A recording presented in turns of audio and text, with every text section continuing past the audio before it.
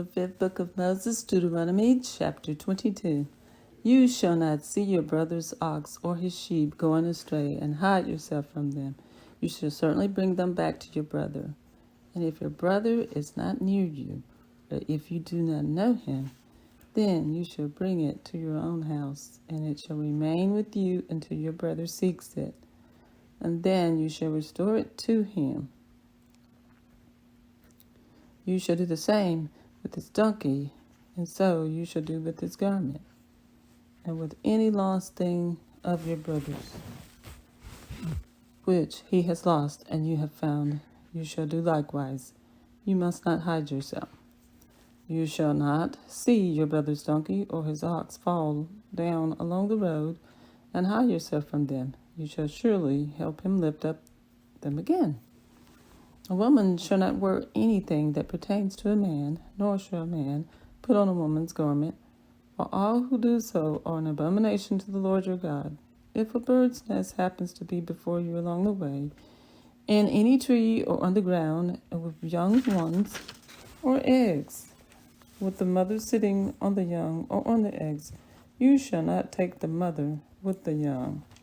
You shall surely let the mother go, and take the young for yourself, and that it may be well with you, and that you may prolong your days. When you build a new house, then you shall make a parapet for your roof, and you may not bring guilt of bloodshed on your household if anyone falls from it. You shall not sow your vineyard with different kinds of seed, lest the yield of the seed which you have sown and the fruit of your vineyard be defiled. You shall not plow with an ox and a donkey together. You shall not wear a garment of different sorts, such as wool and linen mixed together. You shall make tassels on the four corners of the clothing with which you cover yourself. If any man takes a wife and goes into her and detests her and charges her with shameful conduct and brings a bad name on her and says, I took this woman, and when I came to her, I found she was not a virgin, then the father and the mother of the young woman shall take and bring out the evidence of the young woman's virginity to the elders of the city at the gate.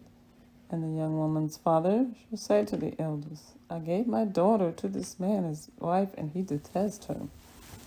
Now he has charged her with shameful conduct, saying, I found your daughter was not a virgin, and yet these are the evidences of my daughter's virginity.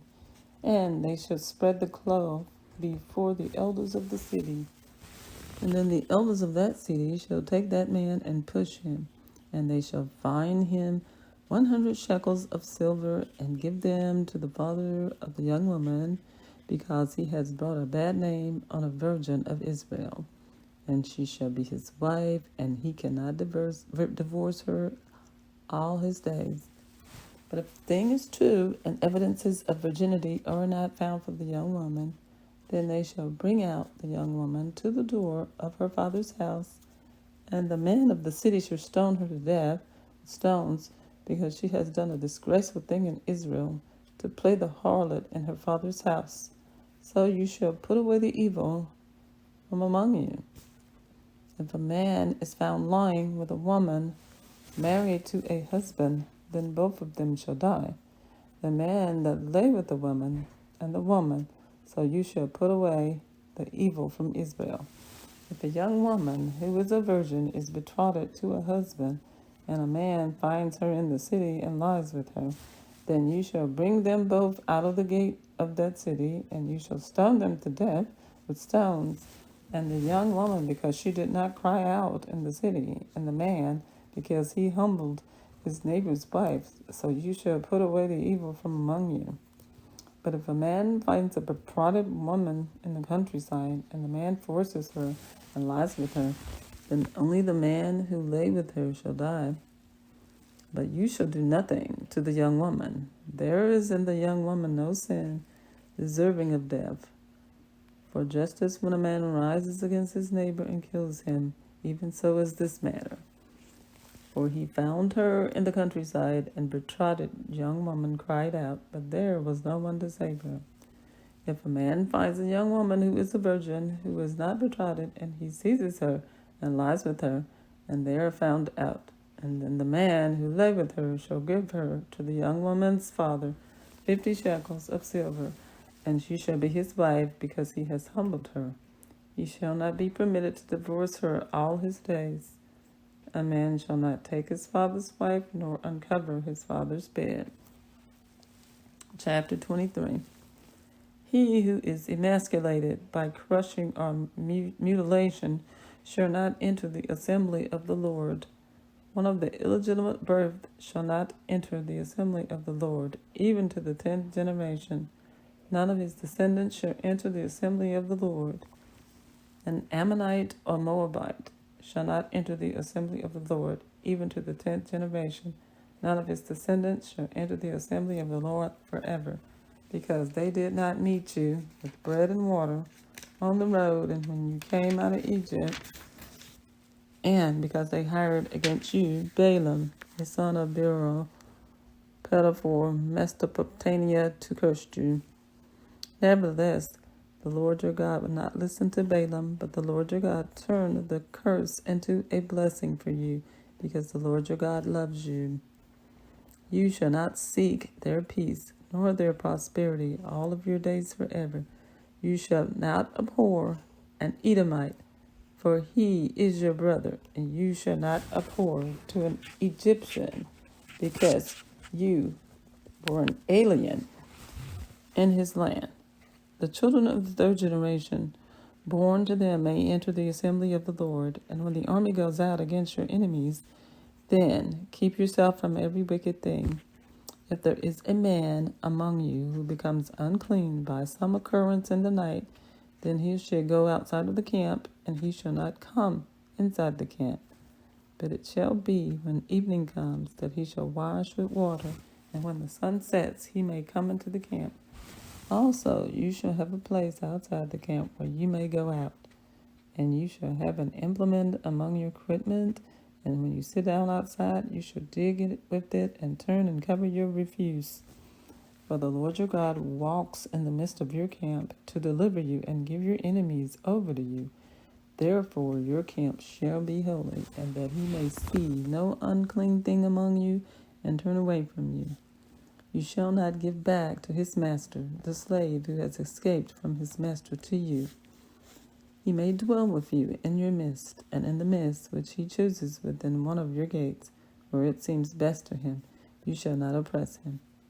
There shall be no ritual, harlot of the daughters of Israel, or a perverted one of the sons of Israel. You shall not bring the wages of a harlot or the price of a dog to the house of the Lord your God for any vowed offering, for both these are an abomination to the Lord your God. You shall not charge interest to your brother, interest on money or food or anything that is lent out at interest. To a foreigner you may charge interest, but to your brother you shall not charge interest, and that the Lord your God may bless you and all of which you set your hand in the land which you are entering to possess. When you make a vow to the Lord your God, you shall not delay to pay it, for the Lord your God will surely require it to you, and it would be sin to you. But if you abstain from vowing, it shall not be sin to you. That which is gone from your lips you shall keep and perform for you, voluntarily vowed to the Lord your God, what you have promised with your mouth. When you come into your neighbor's vineyard, you may eat your fill of grapes at your pleasure, but you shall not put any in your container. When you come into your neighbor's standing grain, you may pluck the heads with your hand, but you shall use a sickle on your neighbor's standing grain. Chapter 24. And when a man takes a wife and marries her, and it happens that she finds no favor in his eyes, because he has not found some uncleanness in her, and he writes her a certificate of divorce, puts it in her hand, and sends her out of his house.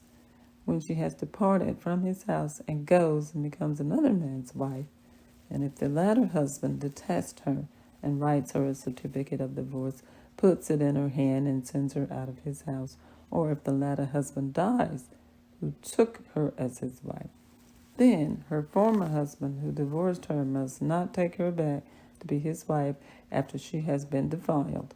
For that is an abomination before the Lord, and you shall not bring sin on the land which the Lord your God has given you as an inheritance. When a man has taken a new wife, he shall go out to war or be charged with any business. He shall be free at home 1 year and bring happiness to his wife whom he has taken. No man shall take the lower or the upper milestone in pledge, for he takes one's living in pledge. If a man is found kidnapping any of his brethren of children of Israel, and mistreats him or sells him, then that kidnapper shall die, and you shall put away the evil from among you.